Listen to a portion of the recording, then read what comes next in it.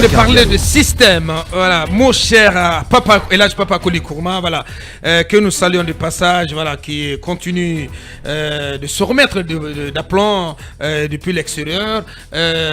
Cette info, on apprend donc que l'OMVS et la Guinée tentent finalement de tourner la page de la brouille. Oui, la Guinée qui a suspendu donc sa participation le 18 juillet 2023 de l'OMVS pour non prise en compte de ses intérêts stratégiques. On est en train donc d'aller vers un dénouement de cette crise. Nous apprenons que le président en exercice donc de l'OMVS a dépêché son ministre des Affaires étrangères donc à Conakry.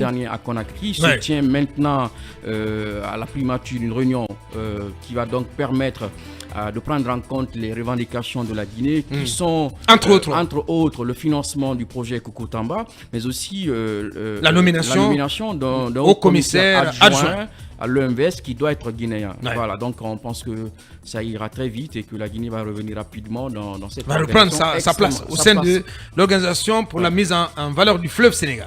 Voilà. Talibé, rapidement.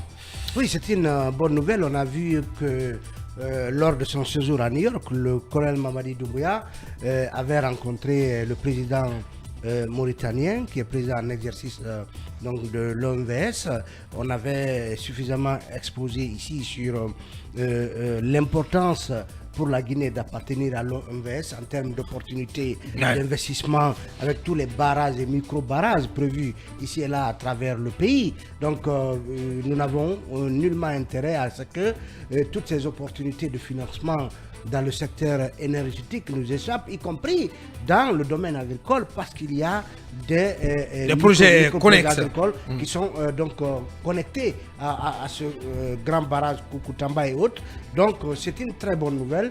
Il est vrai que la Guinée s'était effarouchée, voilà, estimant que voilà, on lui avait manqué de respect et tout ça, mais on espère que voilà, passez-moi l'expression, un grand garçon, un grand homme d'État, on va justement dépasser ces moments de frustration et revenir à la réalité qui renvoie aux intérêts de la Guinée, aux intérêts bien communs de nos États membres de l'OMVS pour que tout cela désormais aille dans le bon sens. Allez, peut-on dire donc que le colonel Mamadi Doumbouya a eu raison de taper du poing sur la table? Est-ce que ce qui se dessine finalement c'est lui qui remporte le bras de fer? Ah bon? Parce que si les intérêts stratégiques de la Guinée, le cabinet vient de nous l'apprendre, si les choses vont dans ce sens, un haut commissaire adjoint donc de nationalité guinéenne va être nommé, les préoccupations en lien avec le financement du projet Koukou-Tamba vont être prises en compte. Ça n'a jamais été abandonné. Non, je dis, si les choses, c'est la Guinée elle-même si les choses vont dans ce sens, on peut dire, on peut applaudir pour dire, voilà, le colonel, il a eu raison, il a eu beau jeu de quand même de taper du poing sur la table. Non, mais on peut dire que je veux dire, la négociation a pris le dessus parce que évidemment la sagesse. La diplomatie, c'est la multilatéralité. La diplomatie, c'est le dialogue. La diplomatie, c'est la négociation. Ça ne veut pas dire que l'OMVS, à travers les autres pays membres, ont baissé les chines, ont courbé les chines. C'est le mot que je cherche.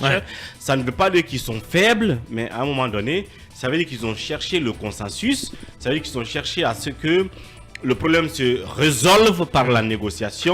Si la Guinée pense que avoir un adjoint, un haut commissaire adjoint est la solution, est la panacée pour elle, il faut la lui donner. Donc on la lui donne pour trouver une solution collective pour continuer donc l'agenda de l'OMVS. Donc je pense que c'est tout simplement la sagesse qui a pris le dessus, l'esprit de la diplomatie qui a pris le dessus. Si cela peut contenter, si vous voulez, le mécontentement de Mamadi Doumbouya et de son gouvernement, tant mieux. Pour que l'OMVS continue son agenda. Mais il a bien fallu, ce que j'ai dit, il a bien fallu que Mamadi quand même pose le problème. Ça, je pense qu'il faut le lui reconnaître.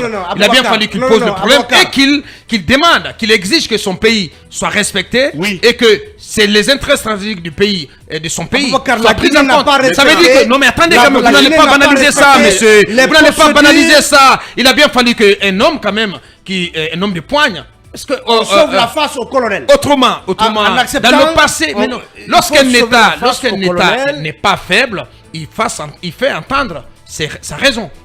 C'est important. Je suis d'accord. Manu, est-ce que tu es d'accord avec moi? Non, je n'ai pas terminé. Je refuse de me donner la parole parce que Manu, s'il te plaît. Manu, s'il te plaît. Je n'ai pas terminé. Il cherche un assentiment du côté de Emmanuel. Oui, mais... Je n'ai pas terminé. Allez-y. Oui, on y va rapidement. Vous savez, là, ça a compté en 2007 ou en 2008. Il a dit à Diatou, vous avez fait votre lutte, vous avez remporté des étapes et tout, mais vous n'allez pas m'enlever mon débardeur et ma culotte. À un moment, il faut que vous arrêtiez. Donc, Mamadi Doumbouya, il a fait ce combat. Il a dit non, il faut qu'on mette un Guinéen comme vice-président. Je pense vice au commissaire. L'institution OMVS est conscient que par endroit, la Guinée a péché. Parce qu'on a parlé de la question de cotisation. Où la Guinée n'était pas à jour. Non, nous ne sommes pas à jour. Cabinet, vous me contredisez? Non, c'est la vérité. La Guinée n'était pas à jour. Déjà, la Guinée avait quitté l'organisation depuis plus longtemps. Alors que les autres ont continué à la perfectionner, à continuer sa survie et tout le reste. Et la Guinée est venue les reprendre en marche. De ce point de vue, ils ont de l'avance sur nous. Donc en tenant compte de ça, la Guinée n'a rien à leur imposer. Mais de toute façon, ils ont laissé tout ça au compte de la diplomatie. Est-ce qu'ils aiment la Guinée? Et je comprends, parce que tous ces fleuves là prennent leurs ressources en Guinée. Ils ont accepté. Donc voyez-vous, je pense qu'il y a la diplomatie qui joue son rôle. On n'a pas à se dire parce qu'on s'est tapé la poitrine. Je pense que c'est une sagesse qui a pris le dessus. Il faut qu'on accepte comme ça. Bien. C'est pas parce que Mamadi Doumbouya s'est tapé la poitrine. On s'est dit, ok, il faut leur accorder ce poste-là puisqu'il le demande. Pourvu que la collégialité qu'on demande, la collectivité qu'on demande, le consensus qu'on demande continue son chemin tout simplement. Il faut avoir ce qu'on appelle le triomphe modeste. Le doyen me le dira. Oui, bien sûr. Et de continuer à travailler à l'avancée de l'OMVS tout simplement. Il n'y a pas de victoire extraordinaire. Maintenant, la Guinée, il faut qu'elle se mette dans les normes. Il faut qu'on paye nos cotisations. Bien. Si on veut occuper ce poste-là, on nous la donne. On revient dans les instances de l'OMVS. Et bien entendu, que les travaux qu'on continue. Moi, je pense que c'est l'essentiel, quoi. Bien. Allez-y, Manu. Allez-y, Manu. Bien. Parce que allez-y, Manu. Sur le point de la table, qu'on a forcément ce poste aujourd'hui. Il faut bien entendu qu'on se mette dans les normes. Bien. J'ai fini. Allez-y. Oui, j'ai fini. Allez-y, Manu. Moi, je dis que c'est vrai qu'on se réjouit de ce dénouement, mais il a bien fallu à un moment que le colonel dise il faut qu'on s'arrête, qu'on examine les intérêts de la Guinée. Il a bien fallu qu'il dise stop. Parce que s'il n'avait pas dit stop, s'il n'avait pas dit stop au manque de respect. Le barrage de Koukoutamba, ça fait longtemps qu'on court derrière, on ne l'a pas. S'il n'avait pas dit stop, on a besoin d'être représenté au sein de l'organisation parce qu'on en est un pays membre et que en réalité, on est présent nulle part en ce moment. S'il n'avait pas dit cela, on n'en serait pas là aujourd'hui. Et je crois que quoi que l'on dise, ça aurait continué comme ça. Tout banalement, rien n'aurait intéressé personne. Le MVS aurait poursuivi sa marche. Mais ce qu'on ne dit pas, c'est qu'au-delà, en tout cas, si mon information est bonne, au-delà du fait que le poste de haut-commissaire adjoint revient à la Guinée, il y a également la question du barrage de Koukoutamba qu'on prend très au sérieux désormais. Oui, donc l'OMVS prend désormais la question au sérieux. À bras le corps. C'est pour dire qu'à un moment, le colonel a dit, nous, voilà notre intérêt, voilà ce qui fait que nous sommes avec vous. Si on n'a pas ça, c'est dit qu'on est là pour rien. Et je pense que pour une fois, il a fallu qu'il tape du poing sur la table pour qu'on ait cela. Il faut pas jeter tout ça comme ça. Parce que si le colonel avait fait comme tout le monde, qui s'en était accommodé, on serait allé comme ça indéfiniment. D'accord. Moi, je précise. Le casus belli, c'est cette vidéoconférence au cours de laquelle la Guinée a voulu imposer la question du haut-commissaire adjoint en pleine plénière. Alors que la procédure demande que vous inscriviez, le règlement demande que vous inscriviez vos sujets de choix des semaines avant la conférence. Oui, Talibé, on sait tout ça. Attendez, mais le principal ici, c'est que il y a un président... Vous avez un problème, vous ne voulez pas que je parle. Sur la question, nous avons appris que lors de la vidéoconférence, quand la Guinée a posé le cas du haut-commissaire adjoint, on lui a dit, monsieur le Président, ce sujet n'étant pas à l'ordre du jour, vous avez la possibilité de faire convoquer une session extraordinaire prochainement pour que la question du haut-commissaire adjoint et d'autres questions soient posées. Donc en fait, c'est parce que la Guinée n'a pas respecté la procédure. Donc, moi, je ne pense pas que ce soit une victoire éclatante comme on nous le dit. Oui. On a prouvé ici que la Guinée n'est pas à jour sous la de ses cotisations. Docteur Maurice Sanda. Quand vous n'êtes pas à jour de vos cotisations, vous n'avez pas voix au chapitre.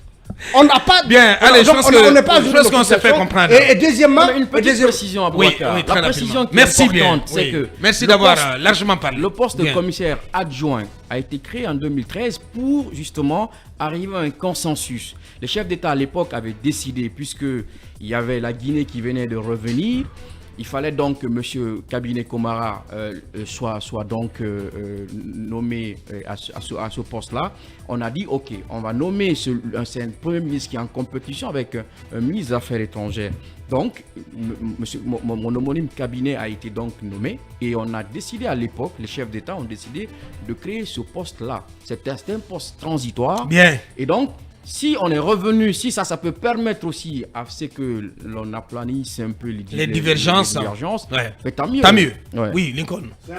N'est-ce pas, Talibé? Une tempête dans un verre d'eau. Bien. Et Kaby, c'est un poste transitoire. Mais non, tu ne peux pas Guinée, banaliser comme ça. Oui, c'est une tempête dans un verre d'eau. Bien, allez-y. On nous avait dit, attendez, on remet ce sujet à une autre session. C'est ça.